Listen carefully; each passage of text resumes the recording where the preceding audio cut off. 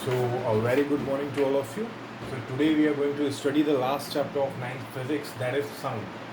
तो basically sound होता क्या है, जैसे कि मैं जो बोल रहा हूँ ये बेसिकली साउंड ही है जो ट्रेवल करके आपके थ्रू जा रहा है. बट है क्या ये पार्टिकल्स के थ्रू ट्रेवल हो रहा है? तो बेसिकली साउंड जो होती है वो एक एनर्जी होती है. जैसे कि मैंने कुछ बोला तो वो जो एनर्जी हुई अब मेरे आसपास के पार्टिकल्स को ट्रांसफ़र हुई और ऐसे ही फर्दर ट्रांसफ़र होती जाएगी फर्दर के पार्टिकल्स को और एट लास्ट सामने वाले रिसीवर को वो चीज़ सुनाई देगी. तो बेसिकली साउंड है क्या? It is the form of energy which travels और propagates in the form of waves. तो यह देखिए कि ये एनर्जी है और ये वेव्स के फॉर्म में ट्रेवल होती है. ठीक.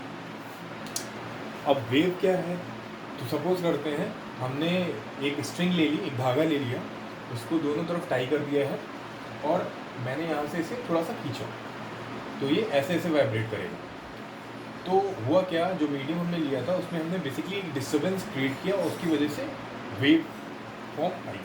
तो वेव क्या है? It is the disturbance produce in the medium. कहीं कहीं पे ऐसा भी होता है कि मीडियम की ज़रूरत नहीं होती है. ठीक. कहीं कहीं पे मीडियम विदाउट मीडियम भी डेवलप कर जाता है, दैट इज़ वैक्यूम में. तो अब वेव्स में हम दो चीज़ें पढ़ेंगे, that is electromagnetic waves and mechanical waves. तो इसको मैं रब कर देता हूँ. आई होप कि आपने नोट कर लिया होगा.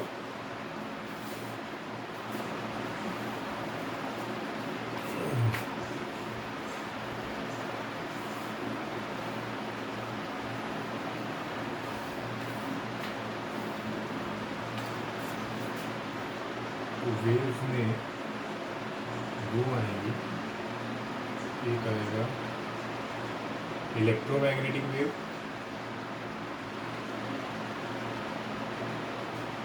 और दूसरा आएगा मैकेनिकल वेव.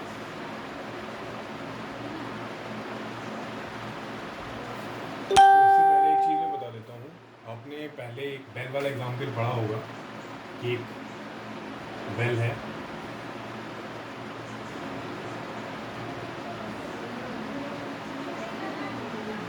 कि इसमें एयर है, कहीं से स्पेस नहीं है, मीडियम मिल रहा है इसको. बेल रिंग करती है, सुनाई देती है. अगर मैं इसको यहाँ पे होल्ड कर देता हूँ और एक स्पेस देता हूँ तो जितनी भी एयर यहाँ पे होगी ये सारी यहाँ से निकल जाएगी और यहाँ पे वैक्यूम क्रिएट हो जाएगा. वैक्यूम क्रिएट हो जाएगा तो साउंड ट्रैवल नहीं कर पाएगा और हमें सुनाई नहीं देगा. तो जैसे कि हमने क्या कहा कि साउंड के लिए हमें एक मीडियम चाहिए ट्रेवल करने के लिए. बट कुछ केसेस में होता है, कभी कभी ज़रूरत नहीं होता है कि मीडियम ज़रूरत हो. तो इलेक्ट्रोमैग्नेटिक वेव्स क्या होती हैं? तो electromagnetic wave basically they can also travel through vacuum. मतलब सॉलिड, लिक्विड, गैस तो ट्रेवल करेगा और वैक्यूम के थ्रू भी वो ट्रेवल कर सकता है. बेसिकली क्या होती है कि speed of light is faster in vacuum equal to होती है about 3 into 10 power 8 मीटर पर सेकेंड. ठीक. और ये क्या होती है? they can't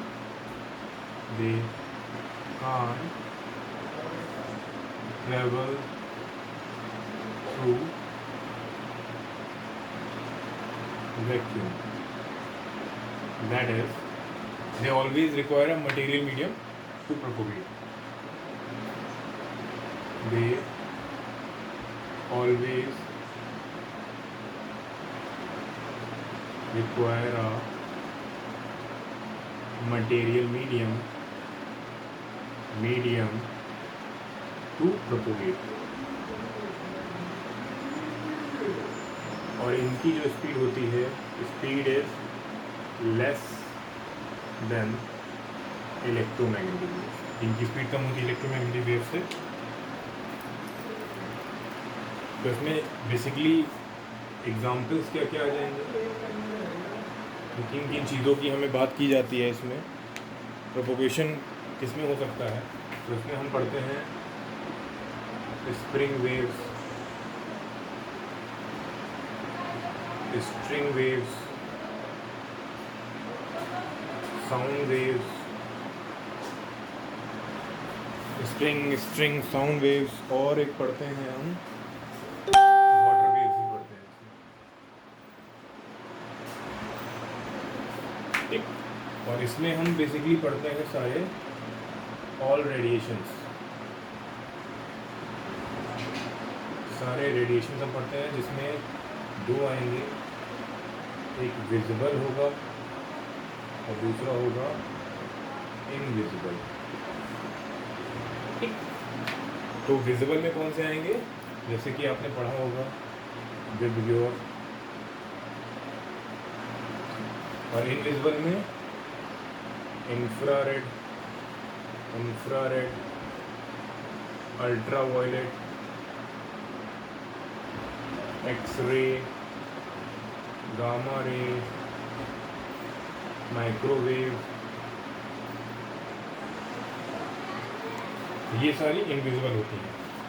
अच्छा, यही सोचिए कि अगर यही लेक्चर जो मैं अभी यहाँ पे दे रहा हूँ, अर्थ पे दे रहा हूँ, अगर यही मैं मून पे दे रहा होता तो मैं बोल तो सब रहा होता, बट आपको सुना ही कुछ नहीं दे रहा होता, क्योंकि वहाँ पे वैक्यूम है, तो मेरी आवाज़ मैं नहीं ट्रेवल कर पा रही होती।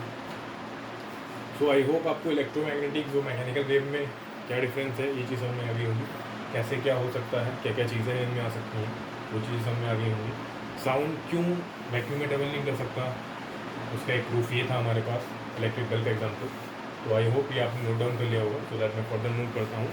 अब बेसिकली आप देख सकते होंगे साउंड वेव्स, मैकेनिकल वेव में आ रहा है, तो हम मैकेनिकल वेव्स में हम पढ़ेंगे कि क्या क्या चीज़ें हैं।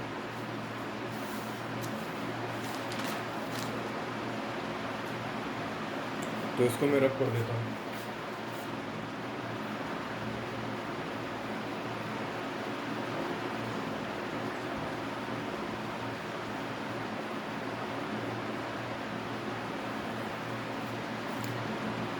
अब आपको मैकेनिकल वेव में क्या पढ़ना है, मैकेनिकल वेव में दो पढ़नी है। पहला है ट्रांसवर्स वेव और दूसरा है longitudinal wave.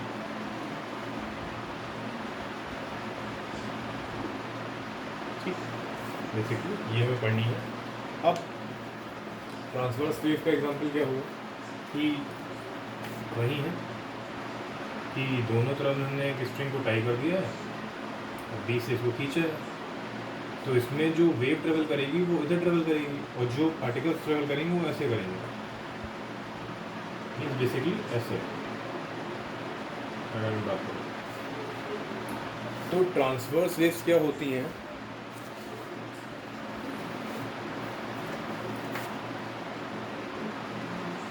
the type of wave in which motion of the type of wave in which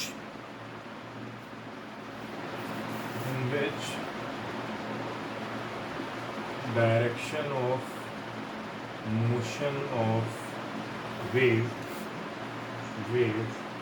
is perpendicular to the motion of the particles of medium। तो यहाँ पे आप देख सकते हैं कि वेव हमारी इधर ट्रेवल कर रही है ऐसे, और पार्टिकल्स हमारे ऐसे ट्रेवल कर रहे हैं, तो ये परपेंडिकुलर ट्रेवल कर रहे हैं। तो ट्रांसवर्स वेव क्या होती है, the type of wave in which direction of motion of wave is perpendicular to the motion of particles medium. ये हमारी ट्रांसवर्स वेव होती है। फिर हमें लॉन्गिट्यूडनल वेव क्या आती है, तो ये ट्रांसवर्स वेव थी। तो लॉन्गिट्यूडनल वेव हमारी होती है कि हमने एक तरफ फिक्स कर दिया और स्प्रिंग, तो वेव्स हमारी देख सकते हैं कि वेव्स हमारी इधर ट्रेवल करेगी और पार्टिकल्स भी बैक एंड फोर्थ मूव होंगे इधर, तो पार्टिकल्स भी पैरेलल मूव करते हैं। तो इसमें कुछ आपको चेंज नहीं करना है, सिंपली बस इतना सा चेंज करना है, the type of wave in which direction of motion of wave, the type of wave in which direction of motion of wave is parallel to the motion of the particles of the medium is called longitudinal waves. तो definition quite same है, बस यहाँ perpendicular जो है parallel आ जाएगा, nothing change, ये सारा same रहेगा, सिर्फ पैरेलल यहाँ पे वर्ड यूज हो जाएगा। तो आपको डिफरेंस समझ में आ गया होगा कि ट्रांसवर्स वेव और लॉन्गिट्यूडनल वेव एक्चुअली में होती क्या है, ये चीज़ समझ में आ गई होंगी। अब इसमें बेसिकली क्या होता है, जैसे कि कोई भी इसमें क्या क्या आ जाएगा, इसमें हमारा आ जाता है ट्रांसवर्स में हमारा आ जाता है स्ट्रिंग वेव या जितने भी इलेक्ट्रोमैग्नेटिक वेव हैं, ठीक, स्ट्रिंग वेव या जितने भी इलेक्ट्रोमैग्नेटिक वेव्स हैं। और लॉन्गिट्यूडनल में हमारी आ जाती हैं स्प्रिंग वेव, इसमें आती है स्प्रिंग और साउंड। जैसे कि यहाँ मान लीजिए कि एक स्पीकर टाइप का है और यहाँ पर हमने बोलना स्टार्ट किया है, तो यहाँ की पार्टिकल्स को एनर्जी मिलेगी, ये आगे की पार्टिकल्स को एनर्जी देंगे, फिर ये कहीं पे ज़्यादा हो जाएगा, फिर ये एनर्जी ट्रांसफ़र करेंगे, तो ये ऐसे energy particle to particle transfer करते जाते हैं और हमें एट लास्ट साउंड सुनाई देता है। ये चीज़ें आपको समझ में आ गई हैं। तो बेसिकली आप यहाँ से समझ सकते हैं कि पार्टिकल्स को ट्रेवल करने के लिए क्या चाहिए, एनर्जी। और जो साउंड बेसिकली क्रिएट होता है वो होता है वाइब्रेशन की वजह से, जैसे कि हमारे वोकल कॉर्ड्स होते हैं वो वाइब्रेट करते हैं, उसी की वजह से साउंड आता है। तो साउंड बेसिकली वाइब्रेशन की वजह से होता है। तो आई होप ये चीज़ें आपको क्लियर हो गई होंगी। अब कुछ पैरामीटर्स हैं, जैसे कि वेवलेंथ है, एम्पलीट्यूड है, फ्रीक्वेंसी है, टाइम पीरियड है, क्या क्या होता है, ये चीज़ें इंपॉर्टेंट थोड़ा पढ़ना पड़ेगा इनके बारे में। तो इसको मैं रब कर देता हूँ।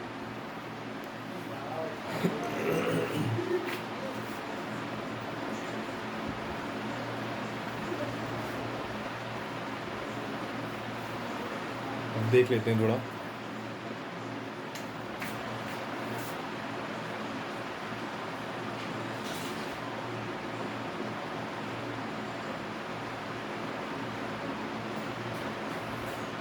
जब हम ट्रांसवर्स वेव की बात कर रहे हैं तो बेसिकली ये हो गया,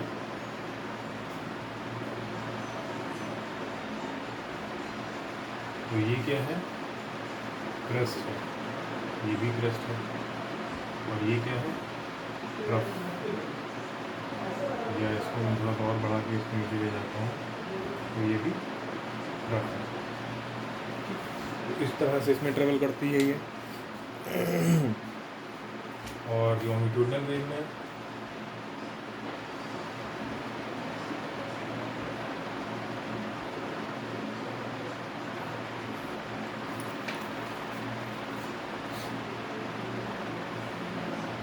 कहीं भी आप देख सकते हैं कि स्प्रिंग बहुत ज़्यादा बल्क में है, कहीं पे कम है, फिर बल्क में है। तो यहाँ पे आप देख सकते हैं कि यहाँ पे क्या है, कंप्रेशन, और यहाँ पे क्या है, रिफ्लेक्शन। तो ट्रांसवर्स वेव में जो चीज़ आती है, क्रस्ट और ट्रफ आता है। ऊपर वाली चीज़ें जितने भी होते हैं स्लोप, तो क्रस्ट, नीचे वाली ट्रफ। लॉन्गिट्यूडनल वेव में कहीं पे ज़्यादा में बल्क में होगी स्प्रिंग, कहीं पे कम होगी, तो कंप्रेशन और रिफ्लेक्शन की फॉर्म में ट्रेवल करता है। ट्रांसवर्स में क्रस्ट और ट्रफ की फॉर्म में ट्रेवल करता है। अब हम कुछ वेव के पैरामीटर्स पढ़ेंगे जो कि अभी मैंने आपको बताए थे। तो बेसिकली वो पढ़ने हैं और इम्पोर्टेंट भी हैं। इतना ज़्यादा कुछ है नहीं साउंड में, बहुत इजी है, आराम से समझिए, सारी चीज़ें आ जाएंगी।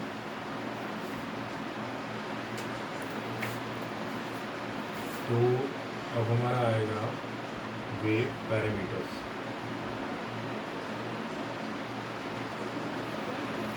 वेव पैरामीटर्स में पहला जो टर्म है वो है वेवलेंथ। कि वेवलेंथ क्या होती है, कैसे हमें डिफाइन करनी है। तो डायग्राम बना लेते हैं।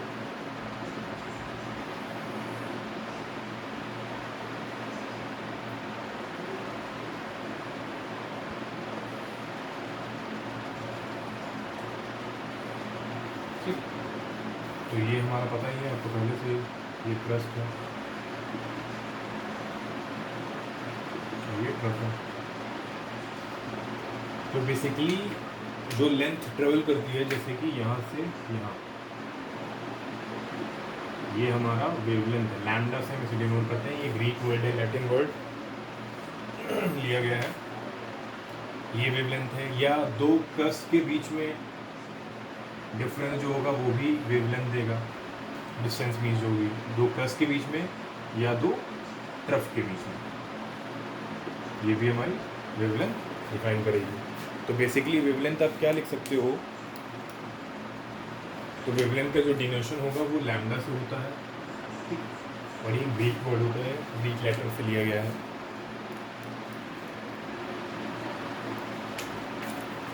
तो इसको लिखेंगे the distance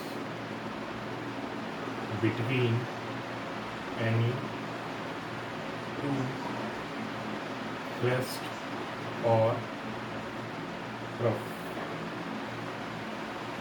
is called wavelength. Its SI unit is SI unit wavelength की मीटर होती है। ठीक, आई होप ये आपको टर्म क्लियर हो गया होगा, नोट डाउन कर लीजिएगा।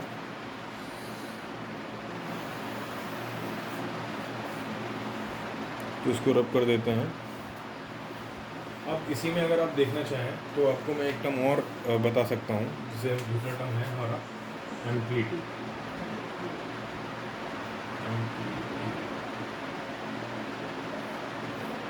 तो ये जो हमारी होती है इसे हम बोलते हैं मीन पोजीशन, ये बोलते हैं मीन पोजीशन। और ये जो होता है इसे बोलते हैं हम एक्सट्रीम पोजीशन। ठीक, तो ये बेसिकली जो डिस्टेंस होती है मीन पोजीशन से एक्सट्रीम पोजीशन पे, यही हमारा एम्पलीट्यूड होता है। अगर इसको मैं थोड़ा सा यहाँ दिखा देता हूँ, तो हमारा ये जो है वो एम्पलीट्यूड है, ये हमारी मीन पोजीशन, ये है हमारी एक्सट्रीम पोजीशन, मीन और ये एक्सट्रीम। तो एम्पलीट्यूड क्या होगा, the distance between mean position and any of the extreme position, extreme position is called amplitude. SI unit इसका भी मीटर ही होगा, क्योंकि डिस्टेंस हो गई है, एसआई यूनिट इसका भी। तो आई होप आपको ये दोनों टर्म समझ में आ गए होंगे।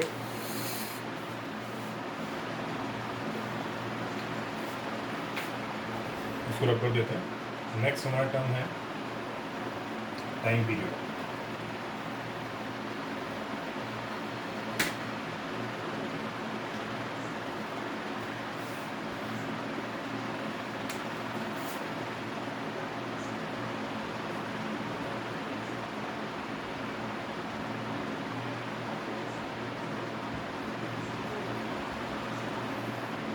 मान लीजिए पॉइंट है, तो कितना टाइम लगा एक पर्टिकुलर पॉइंट से वेव को पास होने में, the time required by a wave to pass through any given particular point, the time required by a wave to pass through any particular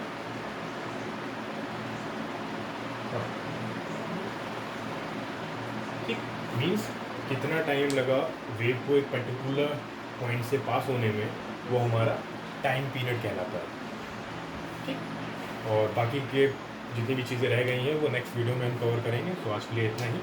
thank you and have a nice day. अगर आपको मेरे videos समझ में आ रहे हों, अच्छे लग रहे हों, तो please do like, comment and share, और प्रमोट करिए, जितना शेयर कर सकते हो उतना शेयर करिए एंड सपोर्ट करिए अपने भाई को। Thank you and have a nice day.